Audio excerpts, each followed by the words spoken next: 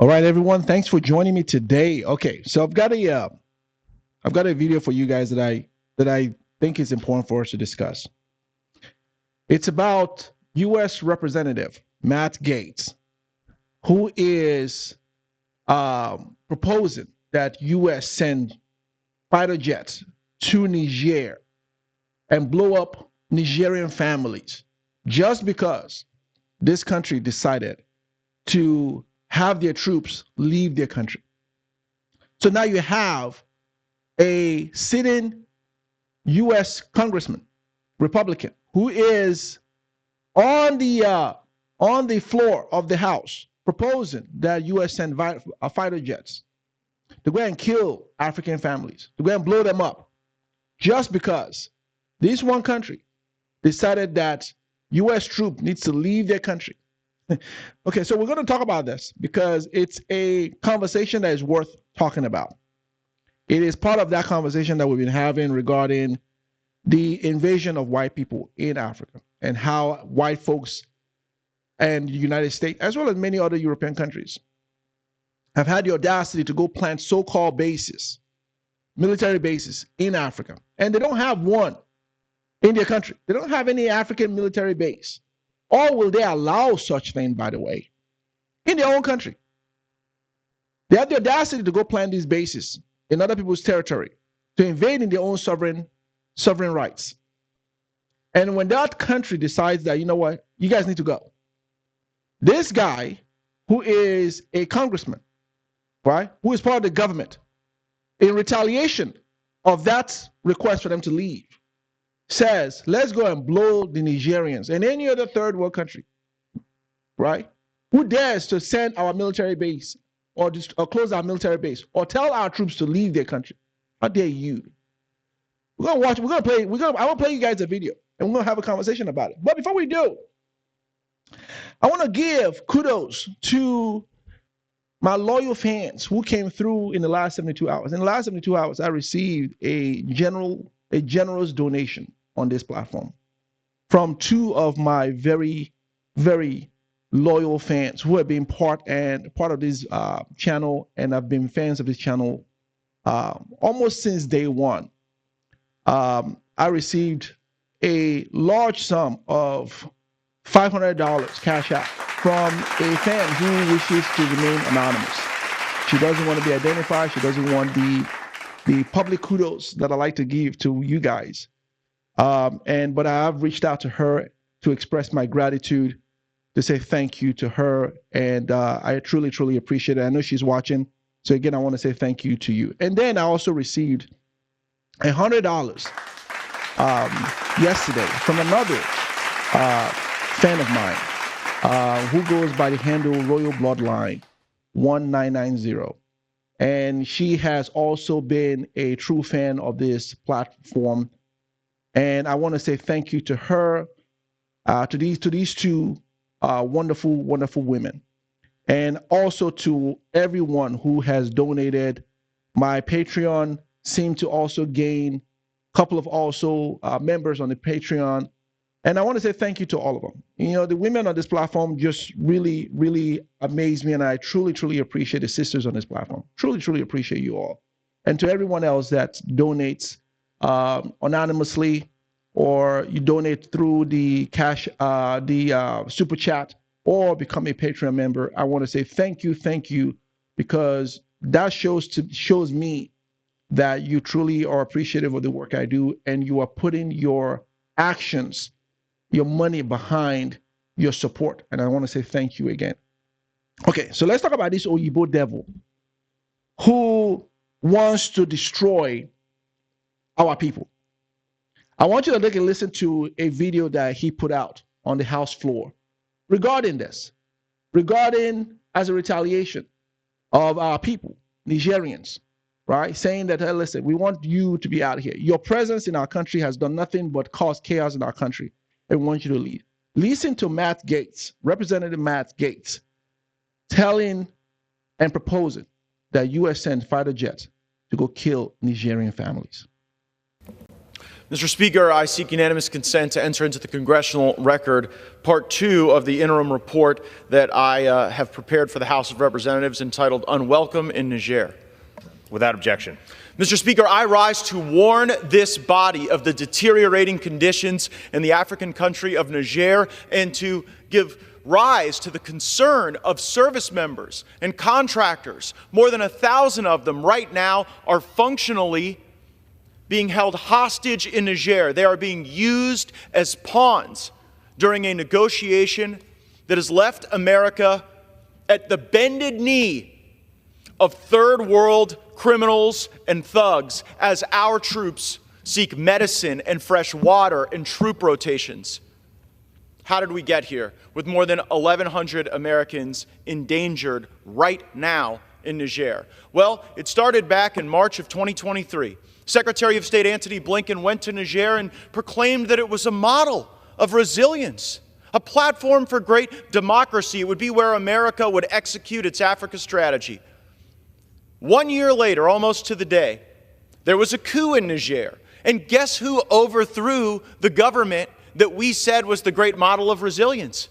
People we trained. We trained the coup leaders to go throw out the democratically elected government of Niger. And I know this will surprise you, but after that occurs, they say they want our bases that U.S. taxpayers have poured more than $1 billion into gone. They want our service members gone. And so I came to this floor after hearing from some of my constituents who are stationed in Niger.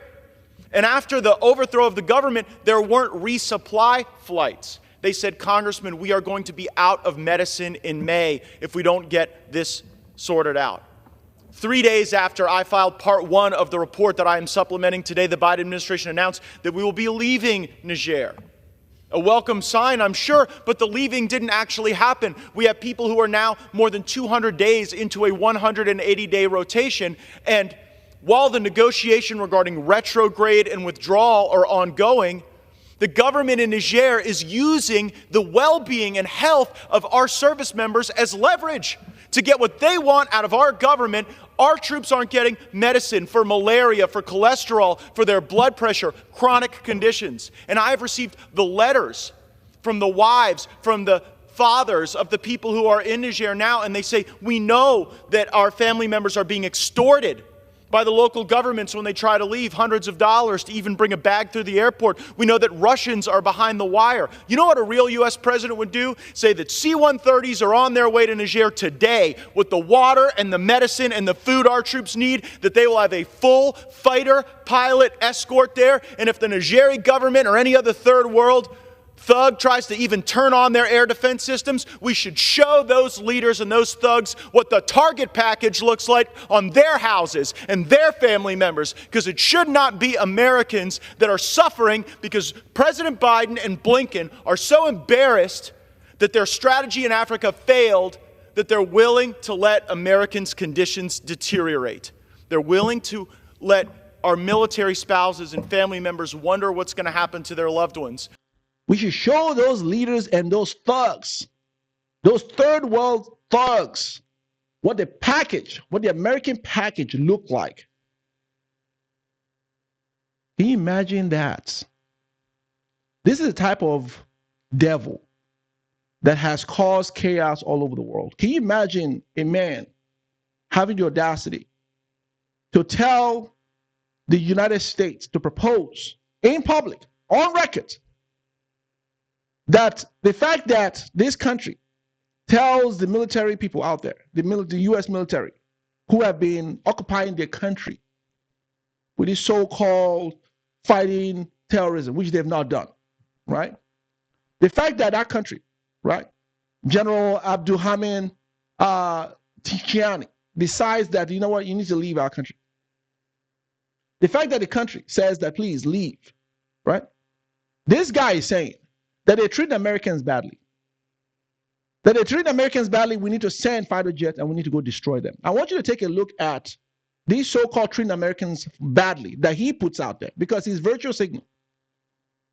There's no evidence of the military soldiers, the American forces that were in Niger being treated badly. No evidence whatsoever. Look at the so-called military that he's saying that were treated badly. Look at them leaving Niger. I want you to take a look at this reporting. This is back in April when this happened. And I want you to decide if these guys were treated the way this guy is portraying and putting out there, to where he's now saying, let's go ahead and destroy and blow their families up. Take a look at this.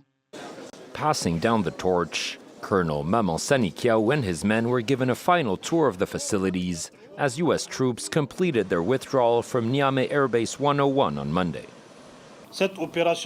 This operation was completed ahead of schedule and without any complications. US forces will now focus on their withdrawal from Agadez Air Base 201. It was the culmination of a process that began 2 months ago when Niger scrapped its military cooperation agreement with the US. Last year, French troops were the first to leave the country as Niger's military government sought to deeply reform its foreign policy and assert its national sovereignty. Since seizing power last year, the junta has distanced itself from its traditional Western allies, echoing similar initiatives by neighboring Mali and Burkina Faso. On Saturday, the three countries officially announced their departure from regional bloc ECOWAS, despite repeated warnings the move could further destabilize an already volatile region. Now, you see that? Do you see that it was a peaceful departure? There was no such thing as he is described. But no, not to this guy, because he's talking to people who aren't aware of the situation on ground, right? He's virtual signaling. How dare you tell our military to leave your country? How dare you prevent us from coming there to exploit your land? How dare you, right? What I just showed you is a lot different from what we saw in Afghanistan. You remember they went to Afghanistan, right? Under the so-called guise of combating terrorism, right? What I just showed you, does that look like what we saw in Afghanistan when the Taliban came in with a full force and drove them out the way we saw? Was that the same thing? No, it was not. It was not. But to this evil person, right, who wants the United States to keep, right, exploiting countries like Niger and many other African countries for years for their own benefits. The moment Africa says, you know what, enough is enough, we need you out of there, let's go ahead and blow them up. Let's blow their families. Let's show them what the military might of the United States looks like. Let's show them what that package looks like. Because we're going to steal from them whether they like it or not. We're going to take their stuff whether they like it or not. And if they dare to say no and challenge us on this, let's show them what the full force of the United States Air Force look like and military capability. Now, let's talk about who's talking. Because this guy that is talking is not a guy, he's not a moral citizen. Okay? This is Matt Gaetz, the same person who was accused of molesting a minor. This is the same person. I want you to take a look at some of these headlines. Right? ABC reports Gaetz subpoenaed by a woman who he allegedly had sex with when she was a minor in defamation suit brought by friend. This is the same guy that a lot of people are listening to. He's a U.S. representative. Okay. House Ethics Committee reviewing sexual misconduct, obstruction allegation against Matt Gaetz. Right. This was an investigation that he was under a couple of months ago. Right. CNN. House ethics probes of Gaetz seeks information from DOJ, Department of Justice, and woman who allegedly had sex with congressman as a minor. Right? This is a guy who is now the voice of morality. Who is a guy who's proposing, like, let's go and kill, families of Africans and any other third world thugs. Look at this other one, right?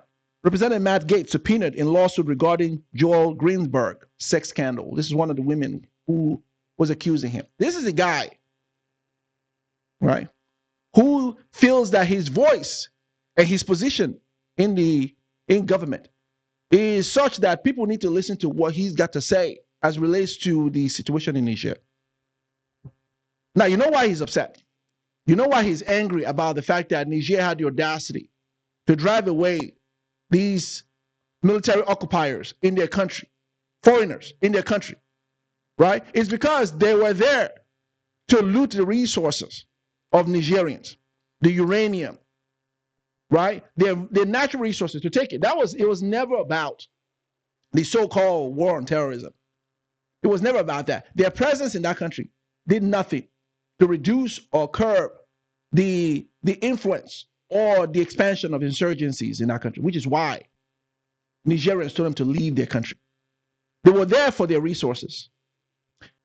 Not too long ago, about a couple of months ago, I covered Dr. Celeste Wallander, Assistant Secretary of Defense for International Affairs, with the AFRICOM program that U.S. has, which is essentially the U.S. occupying all these other countries through a military base under the guise of so-called war on terrorism. I want you to take a look at the coverage I did, where she said, and I quote, that Africa is not only important, it's essential to the survival of the United States. Take a look at this. On the AFRICOM AOR, Africa is not merely important, it is essential.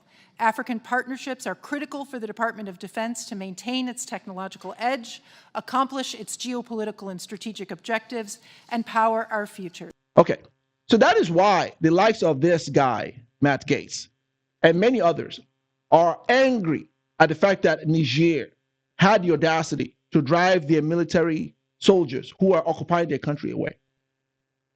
It's because of the resources. This is why the United States has latched on to Africa.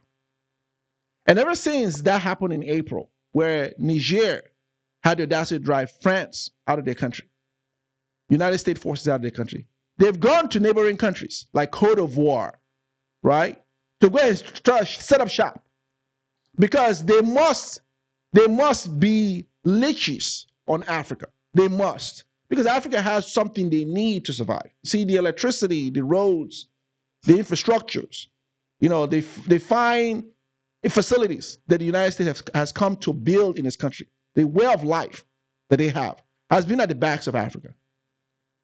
So the moment Africa cuts them off, it's a problem. It's going to be an assassination, military invasion, demonization. We've heard them talk about how General Abdurrahman Chiani, as well as Mali's leader, as well as Burkina Faso's leader, all of these people, these guys, are terrorists and dictators. We've heard them demonize them, because these leaders are looking out for their own country. Isn't that what a leader is supposed to do? Isn't that what a president, a head of state, a government, who are put there constitutionally to serve and protect the interests of their people, isn't that what they're supposed to do? Because to do the opposite would be to not love your people. To do the opposite would be to ignore the vote and the constitution that put you in office, your mandate that put you in office.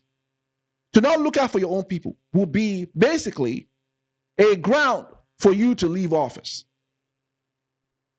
That is what a leader does. That is what the voters in the United States hold their own elected officials to look out for their interests. So when you have Africa looking out for its own interests, and you have a country like Niger looking out for its own people, you've got a guy like this, right? These evil human being who apparently has been accused of having sex with minors, go around talking about, no, we need to go ahead and blow them to smithereens because they dare to do that.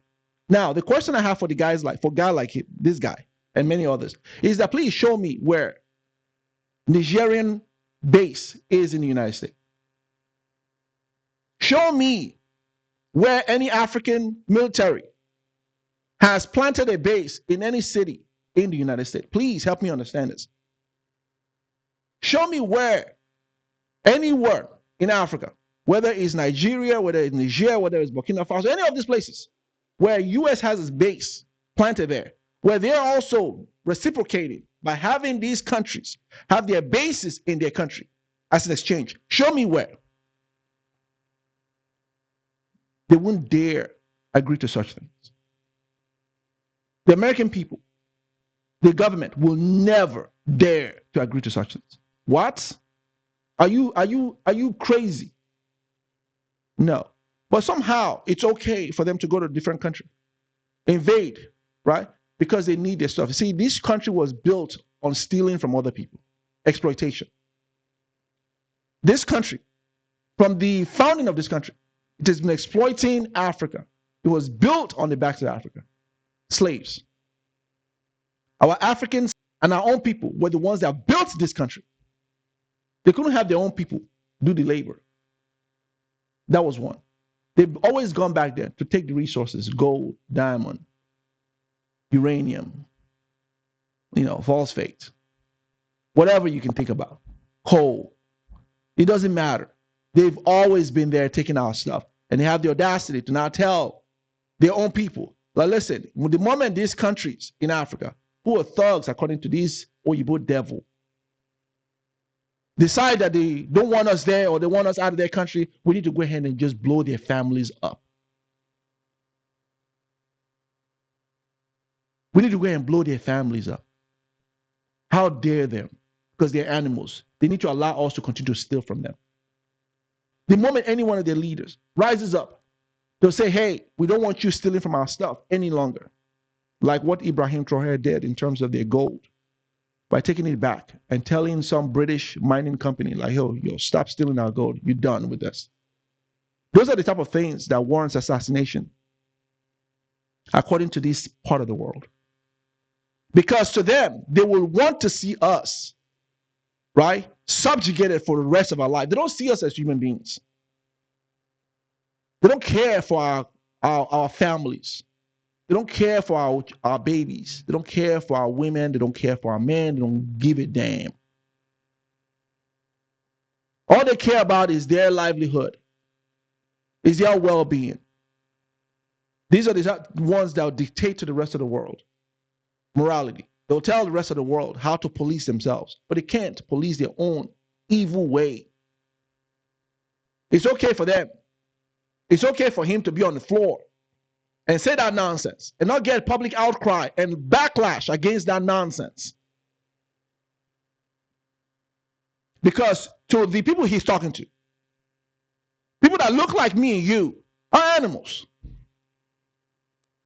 They're not people we need to care about. They're not people we need to see as like us, like our pretty babies and our women. They don't look like us. These are animals. These are thugs. Yeah, the entire African continent is a thug. Rio da. May it not be well for him. May it not be well for him.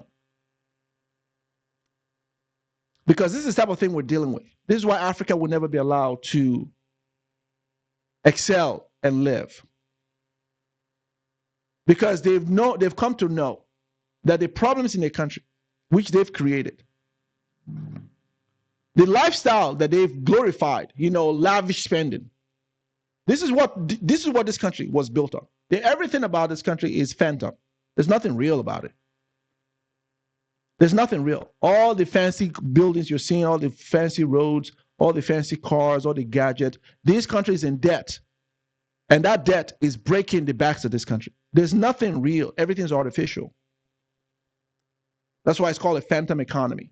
There's nothing real. But when you go to Africa, you have real stuff over there. The land is real. The houses are real. When you buy stuff, you own it. The materials are real. The raw materials are real. You can touch it. You can feel it. You own it. The United States, you're leasing everything. Everything is a lease. They've indebted their country and enslaved their people with economic slavery, economic debt. No one in the United States is free. Everyone is saddled with debt. Depression is rampant in this country. Suicide is off the roof in this country. People are not happy. It's fake. When you find people dressed up in fancy clothing, they've got debt that they can't even begin. The moment they go to bed and they think about it, it's depression all over again. Because this country in debts and enslaved, that's how they operate. That is the way this country has been able to build. It's at the backs of people, their own people, and apparently the rest of the world. That is how a parasite survives. That is how a parasite, a disease, survives. It has to survive at the backs of something else. It's a host. So they go to Africa. And Africa apparently is the food for their survival. Africa is the ingredients, the life for their survival. And they've convinced the world that Africa is such a horrible place. Africa is a third world country. Why do they need Africa? Why do they need this third world country? So it's such a horrible place, but you so need it that you have to go plant a base over there to go so-called help them fight terrorism that they don't even fight. It's the same reason why they went to Afghanistan. Now, with the Afghanistan thing, you can always make the argument that the reason why they were there was because these guys attacked the United States. What did Niger do?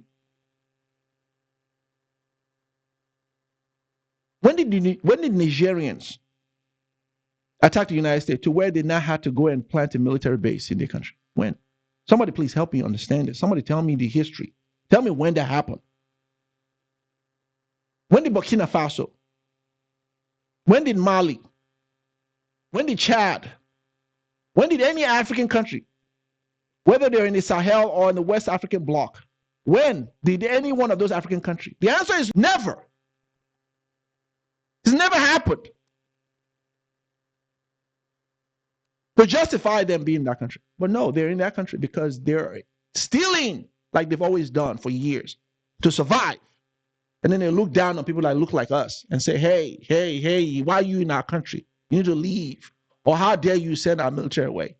And then they lie in virtual signal like he did, as though this departure was under duress or some kind of a threat against the military soldier, which was never. It was a peaceful departure. They just say, hey, it's time for you to go. And they left peacefully. And I think it's high time when we hear this type of thing, we are outraged by it. We are outraged by it because how dare he make that kind of statement? And there's no one calling for his resignation. How dare he?